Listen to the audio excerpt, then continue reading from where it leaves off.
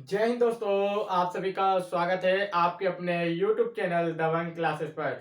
दोस्तों, जैसा कि आप सभी को पता है कि आज से मतलब हमें 3 दिन हो चुके हैं, ठीक है। 3 दिन आपकी क्लासेस हो चुकी है। 3 क्लासेस में हमने टोटल 75 एक शब्द के उत्तर पढ़ा चुके हैं और आपको जितने भी प्रीवियस ईयर 2021 के हैं 187 क्वेश्चन और जो 2019 वाले हैं इन्हें 187 जो है और 2019 के 54 सिफ्टों के क्वेश्चन है, ठीक है। तो इनको सबको हम सॉल्यूशन करा रहे हैं, ठीक है। तो एक क्वेश्चन देखिए, एक क्वेश्चन में 4 ऑप्शन होते हैं, तो इन 4 ऑप्शन से आपके क्वेश्चन तो बन सकते हैं ना कि एक तो सही होगा बाकी 3 के बारे में। मतलब कि हम जो 25 क्वेश्चन कराते हैं उससे आपके 60 क्वेश्चन आपको एक क्लास में याद होते हैं और जो बार बार रिपीट होते हैं वो भी आपको याद हो जाएंगे। बार बार जब आप सुनोगे उसे तो आपको वो सभी याद हो जाएंगे जो आपके लिए अच्छा रहने वाला है, ठीक है। तो यहाँ से आप देख सकते हो सभी चीज। तो मैंने आपको पहले ही बता चुका हूं कि कौन से नो टॉपिक से आपके जो है वो एग्जाम में आएगा। तो वो भी हम सब आपको बता चुके हैं कि जो हिंदी है, हिंदी में सिर्फ नो टॉपिक से आपके पूछे जाते हैं क्वेश्चन। देखिए जीडी में ये नो टॉपिक आपके सामने मैंने इसका बारे में बता भी चुका हूँ। इसकी वीडियो देखना है तो आप डिस्क्रिप्शन में जाके देख सकते हैं। यहाँ पर देखिए हिंदी में नो टॉपिक से पूछे जाते हैं। जो नो टॉपिक जो आपके सामने है, पहला है प्रतिस्थापित करने के लिए शब्द के आते हैं 2 से 3 क्वेश्चन। मुहावरे के 2 क्वेश्चन आते हैं। जो क्वेश्चन ये लिखे हुए हैं जो मिनिमम इतने इतने क्वेश्चन इनके आते हैं, तो इसकी वीडियो मैंने बना चुका हूँ, आप डिस्क्रिप्शन में जाके देख सकते हैं। चलिए स्टार्ट करते हैं क्लास। और अभी हमारा चल रहा है एक शब्द, ये टारगेट में चल रहा है आपके जो है वो 3 नंबर। 3 नंबर पक्के करने का टारगेट हमने ले चुके हैं। जो एक हफ्ते की क्लास रहेगी, एक हफ्ता पूरा चलेगा। इसमें 187 क्वेश्चन आपके कवर कराए जाएंगे। 187 से लगभग आपके 350 क्वेश्चन याद हो जाएंगे। ये मैंने आपको इतना डिटेल में आपको इतने से समझा रहा हूं कि आपको 187 की जगह 350 से 400 एक शब्द के क्वेश्चन याद हो जाएंगे। बस हमने जैसा कहा है कि आपको एसएससी जीडी में हिंदी में 25 में से 25 में लाने का वादा किया है। तो बस आप मेरी सभी क्लासेस देखते चलिए। हमने एक रूटीन बना ली है जिसमें आपके पूरे 25 के 25 क्वेश्चन जो है, भले वो कितनी भी शिफ्ट हो, 25 की 25 क्वेश्चन हमारी ही क्लास से उठ के वैसे की वैसे छपने वाले हैं। तो आपको बस बने रहना है। तो चलिए देख लेते हैं आज का हमारा क्या कहते हैं नया जो क्लास है, चौथी क्लास है। चौथी क्लास में हमने क्या किया है, 75 हमारे क्वेश्चन कंप्लीट हो चुके हैं। 25 क्वेश्चन और लेंगे, आज 100 क्वेश्चन पूरे हो जाएंगे टोटल। फिर इसके बाद 3 क्लास और रहेगी। इन 3 क्लास में हमारे जो बचे हुए 187 में से जो 87 क्वेश्चन बचेंगे उन्हें 3 क्लास में कंप्लीट कर लेंगे। तो चलिए देखते हैं। टोटल हमने देखे यहाँ पर पूरे कंप्लीट करके रखे हैं। तो हम कौन से नंबर के पेज पे जाएंगे, तो पेज नंबर हमारा रहेगा 75 के बाद जो भी पेज नंबर खुलेगा 76 77। तो देखिए यहाँ पर कल हमने पढ़ा कहाँ तक था, ये अभी क्वेश्चन देख लेते हैं। तो आप लोग अगर चैनल पे नए हो तो चैनल को सब्सक्राइब कर लीजिएगा और बेल आइकन के बटन जरूर दबा लीजिएगा, क्योंकि ऐसी ही वीडियो पाने के लिए आप अपना सिलेक्शन के लिए ऐसी वीडियो कहीं नहीं पाएंगे। चलिए देखते हैं। यहाँ पर ये रहा लगता है हमारा नेक्स्ट क्वेश्चन। तो देखिए ये आपके सामने, ये कल हमने पढ़ लिया था भूतपूर्व और इसके बाद चल के अद्वितीय भी पढ़ लिया था और अजर भी पढ़ लिया था। जिसका कोई आधार ना हो यही वाला लास्ट क्वेश्चन था। जिसका कोई आधार ना हो यही वाला हमारा क्या था, कल का लास्ट क्वेश्चन था, ठीक है। तो ये हमारे जो है वो 75 क्वेश्चन कंप्लीट हो चुके थे। अब देखते हैं आज का हमारा। देखिए यहाँ पर नेक्स्ट क्वेश्चन यहाँ पर पूछा गया, हाँ तो यही वाले से हमारा क्या है नेक्स्ट क्वेश्चन है। तो चलिए स्टार्ट करते हैं। यहाँ पर नेक्स्ट क्वेश्चन आपको बताते हैं। जैसे कि यहाँ पर पूछा गया है, अतिथि की सेवा करने वाला, अतिथि की जो सेवा करने वाला होता है उसे क्या कहा जाता है, तो आतिथ्य कहते हैं, आतिथेय कहते हैं, आतिथेय, आतिथेय, आतिथेय। जो आते हैं उनकी थेय करना मतलब कि सेवा करना। अतिथि की सेवा करने वाले को आतिथेय कहा जाता है। और इसे क्या कहते हैं, तो अतिथि, अतिथि का सेवा सत्कार। बस इस तरह से आए तो देखिए अतिथि का, ये का लिखा है, ठीक है, का सेवा सत्कार। अगर पूछे अतिथि का सेवा सत्कार को एक शब्द में क्या कहेंगे, तो इसे कहेंगे आतिथ्य, ठीक है।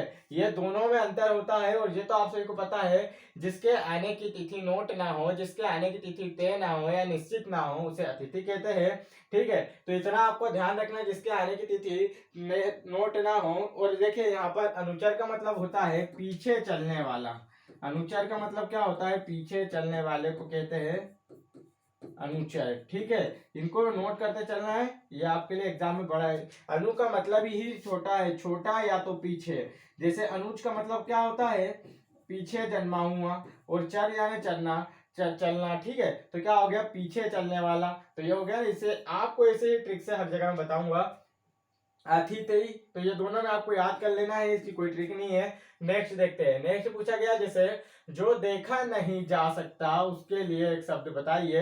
तो जो देखा ही नहीं जा सकता मतलब कि वो गायब वाली चीज होगी, हमें कुछ दिखाई नहीं दे रही, गायब है, अदृश्य चीज होगी ना, अदृश्य चीज, जादू वाली चीज कह सकते हो कि अदृश्य चीज होगी, यानी कि वो गायब है, क्या है, उसे देखा नहीं जा सकता मतलब वो गायब होगी, यानी कि अदृश्य चीज होगी। जिसे देखा जा सकता वो क्या होता है, दृश्य होता है, ठीक है, दृश्य चीजें होती है। जैसे हमारे सामने कोई वस्तु रखी है, ये कलम रखी है, तो क्या है, ये दृश्य है, परंतु हमारे सामने कुछ ऐसी चीजें रखी है जो हमें दिखाई नहीं दे रही है, जिसे देखा ही नहीं जा सकता, तो वो जादू वाली चीज क्या कहलाती है, अदृश्य कहलाती है। दृष्टिहीन का मतलब होता है जिसे कुछ दिखाई ना देता हो, जिसे कुछ दिखाई ना देता हो उस व्यक्ति को दृष्टिहीन कहते हैं। नेक्स्ट देखिए, पूछा गया है जिसके पास कुछ भी ना हो तो उसे क्या कहते हैं, अकिंचन कहते हैं। जिसके पास कुछ भी ना हो उसे हम क्या कह सकते हैं, तो अकिंचन कह सकते हैं, ठीक है, इसको नोट कर लेना।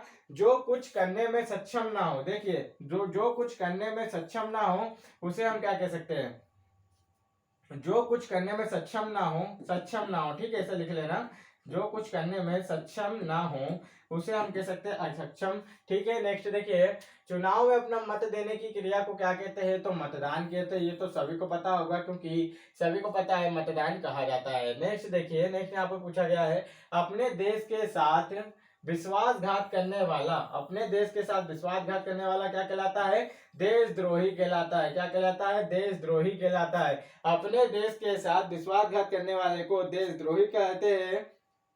और नेक्स्ट देखते हैं, तो नेक्स्ट यहाँ पर पूछा गया जैसे दुर्भिक्ष, देखते क्या, दुर्भिक्ष, तो दुर्भिक्ष का मतलब क्या होता होगा, सोचिए जरा आप लोग। यहाँ पर भिक्ष आपको क्या दिख रहा है, कॉमन में दिख रहा होगा, देखिए यहाँ पर भिक्ष कॉमन में दिख रहा होगा, तो इसका मतलब होता है जिस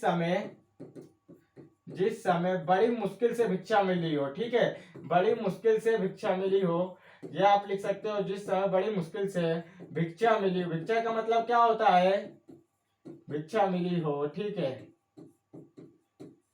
ठीक है, जिस समय बड़ी मुश्किल से भिक्षा मिली हो उसे हम क्या कह सकते हैं, तो हम उसे कह सकते हैं यहाँ पर दुर्भिक्ष। और अगर देश प्रेमी की बात करें तो देश प्रेमी जो अपने देश के प्रति प्यार करता हो उसे हम देश प्रेमी कहते हैं। चलिए नेक्स्ट देख लेते हैं। नेक्स्ट यहाँ पर हमसे पूछा गया है जैसे विश्वासघाती का मतलब क्या हो सकता है, तो देखिए विश्वासघाती का मतलब यहाँ लिख सकते हैं जैसे कि जो विश्वास लायक ना हो, जिस पे विश्वास ना किया जा सके, ठीक है, ये सही हो सकता है, जिस पर विश्वास ना किया जा सके, जिस पर विश्वास ना किया जा सके, जिस पर विश्वास ना किया जा सके, ना किया जा सके, ठीक है, ये ना किया जा सके यहाँ पे लिखा है, ठीक है। नेक्स्ट देखते हैं, पूछा गया है जो अक्षरों को पढ़ना लिखना जानता हो उसे क्या कहते हैं, तो जो अक्षरों को पढ़ना लिखना जानता है उसे हम साक्षर कहते हैं, ठीक है, क्या कहते हैं, जो अक्षरों को पढ़ना लिखना जानता है उसे साक्षर कहते हैं। जो अक्षरों को पढ़ना लिखना नहीं जानता यानी कि जो पढ़ना लिखना नहीं जानता उसे अनपढ़ कहते हैं। जो सब कुछ जानता है उसे हम क्या कह सकते हैं, तो जो सब कुछ जानता हो उसे हम क्या कह सकते हैं, सर्वज्ञ कह सकते हैं ना, जो सब कुछ जानता है।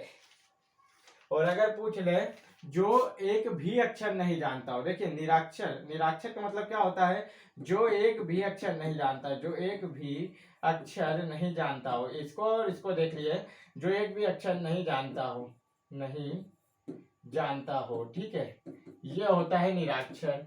तो इसमें और इसमें अंतर देखिए, जो अक्षरों को पढ़ना लिखना ना जानता हो, पढ़ना लिखना जानता है तो वो साक्षर होगा, पढ़ना लिखना नहीं जानता तो अनपढ़ होगा। जो एक भी अक्षर को नहीं जानता वो निराक्षर होगा, और जो सब कुछ जानता है वो क्या होगा, सर्वज्ञ होगा। नेक्स्ट देखिए, दिए देखिए यहाँ पर दिया गया है, तो एक शब्द में बताना आपको, जिसके हृदय में ममता नहीं हो उसे क्या कहेंगे, निर्मम कहेंगे। जिसके हृदय में ममता ना हो उसे निर्मम कहेंगे।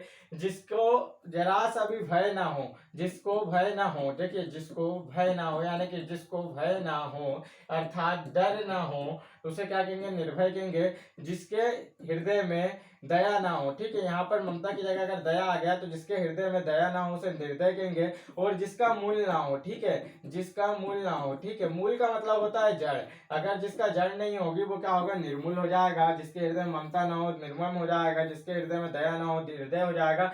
जिसको दया मतलब जिसको भय नहीं हो यानी कि डर नहीं हो वो क्या हो जाएगा, निर्भय हो जाएगा। नेक्स्ट देखिए, पूछा गया है आंखों से परे, आंखों से परे मतलब क्या होगा, दूर स्थित। कोई भी चीज क्या हो गया, दूर, तो आंखों से परे क्या हो जाएगा, परोक्ष हो जाएगा। आंखों से परे क्या हो जाता है, दूर, यानी कि परोक्ष हो जाएगा। नेक्स्ट देखिए, पूछा गया है पूछने योग्य को क्या कहते हैं, तो प्रशस्त प्रशस्त्य कहते हैं। क्या कहते हैं, प्रष्टव्य कहते हैं। ठीक है, पूछने योग्य को क्या कहते हैं, प्रष्टव्य कहते हैं, प्रष्टव्य। ठीक है, प्रष्टव्य कहते हैं पूछने योग्य को, जो किसी भी काबिल यानी कि काम करने के लिए सक्षम हो, जो कोई काम करने में सक्षम हो उसे योग्य कहते हैं। योग्य का क्या मतलब होता है, जो उसमें सक्षम, कोई भी कार्य कर ले रहा मतलब वो उस योग्य के लायक है। नेक्स्ट देखिए, पूछा गया जिसका भोग करना उचित हो उसे क्या कहते हैं, भोग्य कहते हैं। जिसका भोग करना उचित हो उसे क्या कहा जाता है, भोग्य कहा जाता है। तो इनको नोट करते चलना है। नेक्स्ट देखिए, पूछा गया है ऊपरी दिखावे के रूप में होने वाला, यानी कि जो ऊपरी दिखावा करता हो या फालतू में दिखावा करता हो, दिखावे वाले को क्या कहते हैं, औपचारिक रूप से वो दिखावा कर रहा है। कैसे कर रहा है, औपचारिक रूप से दिखावा कर रहा है, भले उसके पास कुछ नहीं है परंतु वो कैसे कर रहा है, अपने औपचारिक रूप से दिखावा कर रहा है। चलिए नेक्स्ट देख लेते हैं। तो यहाँ पर नेक्स्ट अगर बात की जाए, जैसे कि उल्लेखनी की बात कर ले, तो कभी कभी उल्लेखनी पूछ लेता है जिसके विषय में उल्लेख करना आवश्यक हो। क्या पूछ लेता है, जिसके विषय में, ठीक है, ये पूछा जाता है जिसके विषय में उल्लेख करना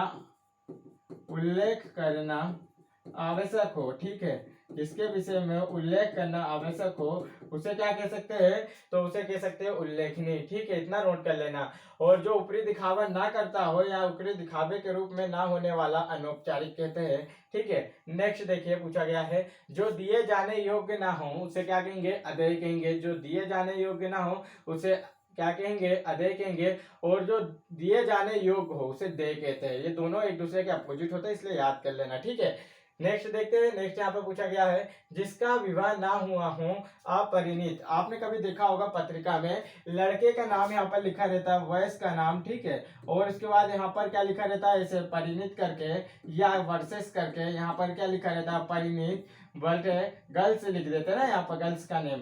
तो आपको देखा होगा कभी, तो परिणीत का मतलब क्या होगा, इनका विवाह होने वाला है। और यहाँ क्या पूछा है, जिसका विवाह ना हुआ हो उसे क्या कहेंगे, अपरिणीत कहेंगे। ठीक है, तो इनको आप सभी को याद रख के रखना है, क्योंकि अपरिणीत तो ये पूछ लेता है। और अगर पूछ लिया जाए, यहाँ पर अगर पूछ लिया जाए जैसे अपरिग्रह, तो अपरिग्रह का मतलब क्या हो जाएगा, शरीर के लिए जितना आवश्यक है, ठीक है, शरीर के लिए जितना आवश्यक है उससे अधिक धन ना लिया जाए, तो उसे अपरिग्रह कहते हैं। ठीक है, इसको नोट कर लीजिएगा, जितना मतलब शरीर के लिए जितना धन आवश्यक है उसको यहाँ पर उससे अधिक ना लिया जाए तो उसे कहेंगे अपरिग्रह। और अविकारी का मतलब होता है जिसमें विकार ना उत्पन्न हो, जिसमें विकार ना हुआ हो, मतलब कि वह, विकार का मतलब होता है खराब, यानी कि विरोधी ना हो। ठीक है, जिसमें विकार ना हो, विरोधी ना हो या खराब ना हुआ हो उसे हम विकारी कहेंगे। मतलब जिसमें विकार ना हुआ हो उसे अविकारी कहते हैं। और अगर बात की जाए अनुरक्त की, तो अनुरक्त का मतलब होता है जिसके मन में किसी के प्रति अनुराग हुआ हो। अनुरक्त का मतलब होता है, जैसे कि पर्यायवाची की बात करें तो मोहित होता है। ठीक है, और जिसके मन में यहाँ पर क्या बात कर रही है, अनुराग का विकास हुआ हो या विकार हुआ हो, तो उसे मतलब उत्पन्न हुआ हो, अनुराग विकार उत्पन्न हुआ हो तो उसे अनुरक्त कहते हैं, मतलब कि प्यार प्रेम उत्पन्न हो। ठीक है, मोहित। नेक्स्ट देखिए, पूछा गया है जो किसी का पक्ष ना ले, जो किसी का पक्ष ना ले उसे क्या कहेंगे, तटस्थ कहेंगे। तटस्थ क्या होता है, जैसे कि किसी भी जगह पे आप देखिए यहाँ पर जैसे तटस्थ हो जाता है भारत के नीचे वाले भाग में, तो वही क्या हो जाती है, जो किसी का पक्ष न ले। नेक्स्ट क्वेश्चन यहाँ पर पूछा गया है दिए गए वाक्यांश के लिए एक शब्द दीजिए, तो जो कलह प्रिय हो उसे क्या कहते हैं, तो झगड़ालू कहते हैं। ठीक है, जो कलह प्रिय हो उसे हम क्या कहते हैं, एक शब्द में झगड़ालू कहते हैं। नेक्स्ट पूछ लेते हैं, जैसे कि जिसे कभी बुढ़ापा ना आए, जिसे कभी बुढ़ापा ना आए उसे हम क्या कह सकते हैं, तो जिसे कभी बुढ़ापा ना आए उसे हम अजर कह सकते हैं। अमर का मतलब जो हमेशा रहने वाला हो या जिसकी कभी मृत्यु ना हो उसे हम अमर कह सकते हैं। ऊसर का मतलब होता है जो भूमि उपजाऊ ना हो, मतलब कि ऐसी भूमि जहाँ पर कुछ भी उत्पन्न ना हो उसे ऊसर कहते हैं। कुलीन का मतलब होता है एक अच्छे कुल में जन्म लेने वाला। ठीक है, एक अच्छे कुल में जन्म लेने वाला कुलीन कहलाता है। नेक्स्ट देखिए, जिस पर विश्वास किया जा सके वो क्या कहलाता है, विश्वस्त कहलाता है। जिस पर विश्वास किया जा सके वो विश्वस्त कहलाया जाता है। और विश्वास के योग्य जो होता है उसे विश्वास पात्र कहते हैं। ठीक है, नेक्स्ट यहाँ पर पूछा गया है महापुरुष जिसकी पत्नी मर गई हो उसे हम क्या कह सकते हैं, तो विदुर कह सकते हैं। क्या कह सकते हैं, विदुर कहा जाता है। वह पुरुष जिसकी पत्नी मर गई हो विदुर कहते हैं, और अगर पति मर जाता है तो उसे विधवा कहा जाता है। ठीक है, अगर पत्नी के पति, तो ये विधवा और विदुर जो होता है यहाँ पर, इसको ध्यान रखना है। नेक्स्ट यहाँ पर देखिए, जो इंद्रियों से ना जाना जा सके उसे क्या कहेंगे, अगोचर कहेंगे। ठीक है, जो इंद्रियों से ना जाना जा सके उसे अगोचर कहेंगे, और जो इंद्रियों से जाना जा सके उसे कहेंगे गोचर कहेंगे। ठीक है, गम का मतलब क्या होता है, चलना यानी गमन करना। जो गमन करने लायक ना हो उसे अगम कहेंगे। ये आपको ध्यान रखना है। नेक्स्ट यहाँ पर पूछा गया है, अपने ही कुल का नाश करने वाला व्यक्ति कुलांगर कहलाता है। क्या कहलाता है, कुलांगार कहलाता है। ठीक है, कुलीन अभी मैंने बताया कि जो अच्छे कुल में जन्म ले वह कुलीन होता है। कूपमंडूक का मतलब पूछ लिया था इससे पहले की शिफ्ट में, एक पूछा गया है कि कूपमंडूक का मतलब क्या होता है, तो ये आपको ध्यान में रखना है, जिसे बाहर जगत का ज्ञान ना हो। ठीक है, जिसे बाहर जगत का ज्ञान ना हो उसे कूपमंडूक कहते हैं। जिसे बाहर जगत का ज्ञान ना हो उसे कूपमंडूक कहते हैं। पूछा गया क्वेश्चन है, इसलिए आपको 2 बार बोल दिया हूँ। नेक्स्ट यहाँ पर देखिए, जिसके मन में दया का अभाव हो क्या कहलाएगा, निर्दय कहलाएगा। मतलब अभी हमने इससे पहले जो क्वेश्चन पूछा गया तो उसी का ऑप्शन यहाँ पर बन के आ गया ना उत्तर, तो जो ऑप्शन है वही पूछेंगे एसएससी जीडी हमेशा। एसएससी जो होता है वो जीडी में कभी भी अपने प्रीवियस ईयर जो ऑप्शन होते हैं इससे क्वेश्चन उठा लेगा, या तो डायरेक्ट प्रीवियस ईयर क्वेश्चन उठा लेगा। ये 2 चीज से क्वेश्चन उठाएगा, और आपको ऑप्शन पे मैं A to Z सब चीज बताते चलूंगा। ठीक है, नेक्स्ट यहाँ पर देखिए, जैसे नेक्स्ट यहाँ पर पूछा गया है निर्द्वंद। निर्द्वंद का मतलब क्या होता है, द्वंद का मतलब विरोधी होता है ना, द्वंद का मतलब क्या होता है, विरोधी होता है। निर का मतलब नहीं होता, जिसका कोई विरोधी ना हो, जिसका कोई दुश्मन ना हो उसे निर्द्वंद कहेंगे। ठीक है, और जो दया करता हो उसे क्या कहेंगे, दयावान कहेंगे। नेक्स्ट देखिए, जिसमें दया का अभाव हो वो निर्दय हो गया, और जिसमें दया का भाव हो वो क्या होगा, दयावान हो जाएगा। ठीक है, यहाँ देखिए पूछा गया, दयालु भी हो सकता है दयावान की जगह। कठिनाई से होने वाला कार्य, कठिनाई से होने वाला कार्य क्या होता है, कष्ट साध्य होता है। कठिनाई से होने वाला कार्य क्या होता है, कष्ट साध्य होता है। अगर पूछ लिया जाए कठिनाई से होने वाला कार्य क्या होता है, कष्ट साध्य होता है। जो साधा ना जा सके, देखिए जो साधा ना जा सके, ठीक है, जो साधा ना जा सके उसे हम क्या कहते हैं, असाध्य कहते हैं। जो साधा ना जा सके उसे असाध्य कहते हैं, यानी कि जिसका हल संभव ना हो, जिसका हल संभव ना हो। ठीक है, इसके जो साधा ना जा सके या जिसका हल संभव ना हो, ऐसे भी लिख सकते हैं। जिसका हल संभव ना मतलब उसे करना संभव ना हो उसे हम क्या कहते हैं, असाध्य कहते हैं। श्रम साध्य का मतलब क्या होता है, तो श्रम साध्य का मतलब जिसमें अधिक श्रम लगता है। ठीक है, श्रम साध्य का मतलब होता है जिसमें अधिक श्रम लगता हो, जिसमें अधिक श्रम लगता हो। ठीक है, अधिक श्रम लगता हो उसे श्रम साध्य कहते हैं। आसान का मतलब जो काम करने में सरल हो। कठिनाई से होने वाला कार्य कष्ट साध्य, जिसे किया ना जा सके मतलब कि वो उसको हल करना संभव नहीं है, मतलब असाध्य। श्रम साध्य का मतलब जिसमें अधिक श्रम लगता हो श्रम साध्य हो जाएगा, और जिसे कम कर, जिस काम को करने में कठिनाई ना हो, ठीक है, वह क्या हो जाएगा, आसान हो जाएगा। नेक्स्ट देखिए, जिसका जन्म शरीर से हुआ पूछा है। जिसका जन्म शरीर से हुआ है उसे क्या कहेंगे, पिंडज कहेंगे। ठीक है, जिसका जन्म शरीर से हुआ उसे पिंडज कहेंगे। जिसका जन्म, जो जीव अंडे से उत्पन्न हुआ हो उसे अंडज कहते हैं। और जिसका संबंध पृथ्वी से हो, पृथ्वी से संबंधित अगर पूछ ले, पृथ्वी से संबंध रखने वाले के लिए पार्थिव होता है। नेक्स्ट देखिए, पूछा गया है तारों भरी रात। तो इसके लिए मैंने आपका जो है वो ऑटो जो पहर है उसके बारे में मैंने बना लिया हूँ। आपको इसकी एक ट्रिक मिलेगी, उसमें 2-3 टाइप आपको बता दिए जाएंगे। जैसे कि एक पहर से संबंधित क्वेश्चन होगा, एक आपका जो निर्दय निर्गम निर्गम ये ऐसे क्वेश्चन पूछे गए, निर्मम निर्दय निर्द्वंद, ये सब क्वेश्चन आपके एग्जाम में से पूछे गए। तो ऐसे वाले जितने भी इसकी और इसकी एक ट्रिक वाली हम लेके आने वाले वीडियो, तो इसको जरूर देखना। तो आपको डायरेक्ट बस इसको देखने के बाद आप फुर्सत हो जाओगे। ठीक है, यहाँ देखिए पूछा गया है तारों भरी रात जिसे विवावरी कहते हैं। तारों भरी रात को क्या कहते हैं, विवावरी कहते हैं। निशित का मतलब होता है मध्य रात्रि की रात। ठीक है, मध्य रात्रि की जो रात होती है उसे क्या कहते हैं, तो ये पूछ लेगा तो निशित होता है। पूर्वा का मतलब होता है कि जो दोपहर होता है, दोपहर का पहले का समय। ठीक है, दोपहर के पहले का समय पूर्वा होता है। और संध्या यानी शाम का समय जो होता है वो होता है आपका प्रदोष काल होता है। ठीक है, नेक्स्ट पूछा गया है पहाड़ के ऊपर की समतल भूमि को क्या कहा जाता है। तो ये 2 से 3 बार क्वेश्चन पूछ लिया गया है कि पहाड़ से ऊपर की जो समतल भूमि, माना कि ये पहाड़ है, ठीक है, ये पहाड़ है, तो यहाँ पर देखिए ये समतल भूमि है, ये पहाड़ है, ये जो समतल भूमि है इसे क्या कहा जाता है, तो अधित्य क्या कहा जाता है, क्या कहा जाता है, अधित्य का। ठीक है, अधिष्ठिका कहा जाता है। अंतरिक्ष क्या होता है, तो अंतरिक्ष कल के शिफ्ट में पूछा गया था, कल हमने जो आपको बताया था क्लास में, उसमें अंतरिक्ष के बारे में पूछा गया था कि आकाश और धरती के बीच में क्या है, इसके लिए एक शब्द तो अंतरिक्ष है। ऐसा मैंने आपको बताया था, ऐसा बना के बताया था कि आकाश और धरती के बीच के लिए एक शब्द में क्या होगा, तो यह होगा अंतरिक्ष यूज होगा। ठीक है, और आगात पतिका का मतलब होता है जिसका पति कहाँ से, विदेश से वापस आया हो, क्या परदेश से वापस आया हो, वह क्या होगा, आगात पतिका होता है। ठीक है, आगात पतिका का मतलब आपको याद रखना है जिसका भी क्या कहते हैं, पति विदेश यानी कि परदेश से वापस आया हो। और यहाँ पर देखिए अनावर्त का मतलब होता है, तो देखिए आवर्त का मतलब क्या होता है, दोहराना होता है ना, आवर्त का मतलब होता है दोहराना।